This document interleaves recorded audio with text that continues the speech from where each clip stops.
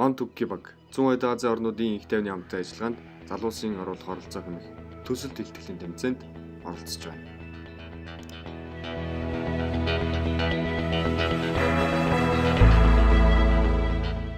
Өнөөгийн дэлхийн газрын зурагдлаар бол Хятад, Монгол, Орос, Хойд Солонгос, Өмнөд Солонгос, Япон гэсэн 6 улсын харилцааны субъектийн эзлэх орон зайг 100 Азийн бүс нутаг хэмээн нэрлэж байгаа. Тэгвэл 100 Аз дахь хүйтэн дайны үеийн цорын ганц үлдэгдэл нь Солонгосын хогийн хуваагдал юм. Энэ бүс нутгийн докторгүй байдлын гол их сурвалж нь болж байгаа юм а. Тэгтэх 1950-аас 1953 оны хүйтэн дайны үеийн халуун дайн, ялагчгүй бас дуусаагүй дайн нэг үндэстнийг өөр хоорондоо дайтахад хүргэсэн юм а. Солонгосын дайн үндэстнийг хүчээр хуваах нь тэрхүү үндэстнийг амьдралын орон зайдаа элэг бүтнээрээ энх амар аз жаргалтай амьдрах боломжгүй болгохоор үл барам. Олон улсын хамтын нийгэмийн өмнө ямар ч хариуцлага бүлээхгүйгээр дурааран ажилтныг суртахуунгүй тийм байдлыг үүсгэдэг Солонгосын хогийн өнөөгийн төвшөртэй байдал бэлхнээ харуулж байна. Тэд хүсээгүй юм. Гэвч нэг үндэстэн 38 дугаар өргөрөөр хоёр хуваагдаж хоёр өөр үзэл суртал нэг бүтэн туулай мөн хоёр хэсэг болж хуваагдсан юм. Залуусын нэгдсэн үнэт зүйл гэдэг 100 Азад дахин итгэлцлийг авчирч чадна. Оюутан залуус нэг үнэт зүйлтэй байна гэдэг бол хайр, гэр бүл, найз нөхөд тэдгээрт үнцэнтэй байдаг. Бидний төслийн зорилго бол хэдийгээр оюутнууд улс төрийн түвшинд хангалттай нөлөөтэй оролцож чадахгүй ч гэсэн тэдгээрт Солонгосын хогийн асуудал, бүс нутгийн асуудал яхаарахгүй. Муу юм тэр дундаа 100 Азийн бүс нутаг дахь Солонгосын хогийн асуудал бол толгомцсон асуудал мөн гэдэг мессежийг хүргэх зорилготой юм а. Тэсвэр хоёр системтэй үзэл сурталын нөлөөнд хүний амьдралын бүхэл бүтэн үе өнгөрч хоёр дахь үедээ хүртэл тусгаарлагдсан амьдарч байгаа. Эдгээр зөрчил, ялгаа, зөрүүтэй байдал нь цаг хугацаа улиран өнгөрөх тусам улам лавширч үзэл суртал, ертөнцийг үзэх үзэл, эрх чөлөөний үн цэнд хандлага зэрэг үндэстний нэгдмэл нэг хэв шинжийг төсөөрүүлэн бусад сөрөг хүчин зүйлүүдтэй нийлж нийгэм соёлын ялгааг улам гүнзгийрүүлэн холтгох сөрөг үр дагавартай юм а.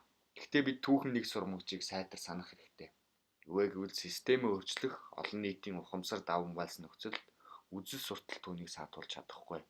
Үүний нэг жишээ бол коммунизм юм. Учрын имээс бүхэл бүтэн үндэстний дархтлааг нийгмийн байгууллагын төр зүрийн үзэгдэлтэй зөвлөхийн аргагүй юм а гэж Баасан Жавын цавг ах маань хэлсэн байна. Тийм учраас та бүхэнд төслийн хүрээнд Он Түгки багийн санаачилж гаргаж ирсэн төслийн санаануудыг танилцуулъя. 100 Азийн оюутны дугуй ширээний уулзалт SRT клубтэй хэлсэн нь. SRT бол 100 Азийн оюутан залуусын санал бодол, хүсэл сонирхлоо, эдлэг мэдээллээ солилцох бодит уулзалтын механизм юм а. Тийм ч учраас ээлж дараалан жилүүр цооны хурлыг зохион байгуулдаг.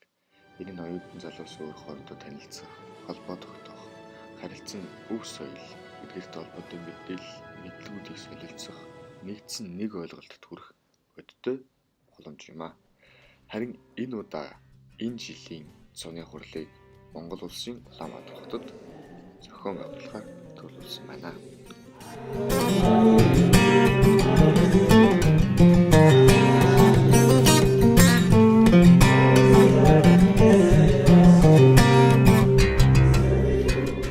Энэ бол бидний оруулж чадах бодит хувь нэмэр.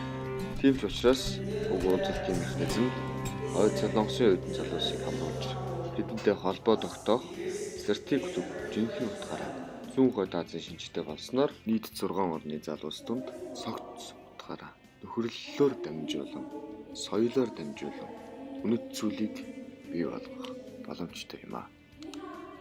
Мөн үүнээс гадна оюутнуудад зориулсан лекц, сургалт, оюутан солилцооны хөтөлбөр, эссе, эрдэм шийдлэгээний хурал, зэрэг маш олон төрлийн үзэн уралдаан, сайн дурын ажлыг зохион байгуулах боломжтой юм а. So hi, I'm Takashi, the leader of Sierra Roundtable Japan team. So this organization is located in Akita International University, which is located in a northern part of Japan.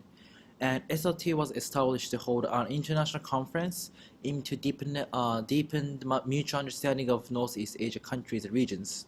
So in the conference, students are passionate for the better future of Northeast Asia gather and discuss main issues which is hoped to be solved in our generation. So despite the fact that we are paying a lot of effort to hold an annual conference, I hope what we are doing will lead us to the better future of Northeast Asia. Thank you.